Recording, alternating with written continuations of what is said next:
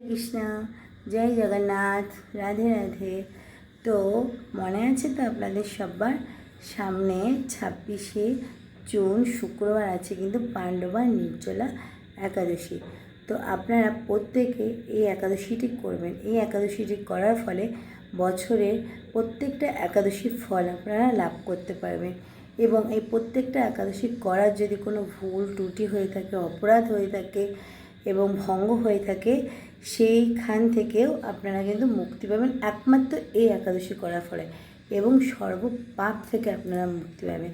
তো পাণ্ডবা নির্জলা একাদশীর দিন আপনারা কী করবেন, ভোরবেলায় উঠে যদি গঙ্গা থাকে গঙ্গায় স্নান করবেন, নাহলে বাড়িতেই গঙ্গা বলে স্নান করে যথারীতি ভগবানের মঙ্গল আরতি বেশি বেশি করে নাম জপ করবেন, কীর্তন শ্রবণ করবেন এবং রাত্রি জাগরণ করবেন। সবাই চেষ্টা করবেন রাত্রি জাগরণ করার, কারণ এই পাণ্ডবা নির্জলা একাদশীতে যদি পুরো নির্জলা থেকে রাত্রি জাগরণ করা যায়, তাও এখানে অনেক অনেক মাহাত্ম্য আছে।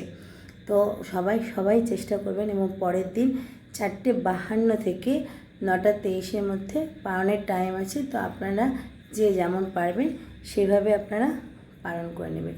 তো জ্যৈষ্ঠ মাসের শুক্লপক্ষের এই একাদশীর নাম হচ্ছে পাণ্ডবা নির্জলা একাদশী। তো পঞ্চপাণ্ডবের সবাই কিন্তু একাদশী ব্রত করত।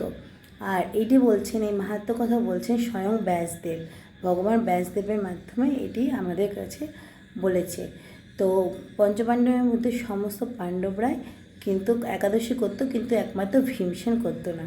কারণ ভীমসেনের উদরে বৃক্ষ নামক এক অগ্নি ছিল, সেই কারণে ভীমসেন একবেলা ভোজন না করে থাকতে পারত না। সেজন্যে তিনি ব্যাসদেবকে বলেছিলেন যে আমাকে এমন একটা কিছু ব্রত বলুন বা এমন একটা কিছু বলুন যেটা আমি করার ফলে সমস্ত কিছু ফল লাভ করব। কারণ আমার যে অগ্নিটা জ্বলে, আমি সেখানে একবেলা না খেয়ে থাকতে পারি না। তো তখন ব্যাসদেব বলেছিলেন, জ্যৈষ্ঠ মাসের শুক্লপক্ষের এই একাদশী তিথি তুমি যদি নির্জলা এক ফোঁটা জল না খেয়ে শুদ্ধভাবে থেকে করতে পারো পরের দিন পালনের সময় পর্যন্ত, তো এটাতে তুমি সমস্ত ব্রতের ফল লাভ করবে। তো এই একাদশী ভীম করেছিলেন। তো এই জন্য এই একাদশীর অন্য নাম হচ্ছে ভীমসেন একাদশী। তাই আপনারা প্রত্যেকে চেষ্টা করবেন পাণ্ডবা নির্জলা একাদশী করার।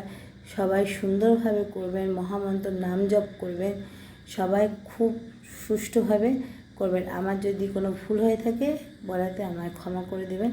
হরে কৃষ্ণ, রাধে রাধে, জয় জগন্নাথ।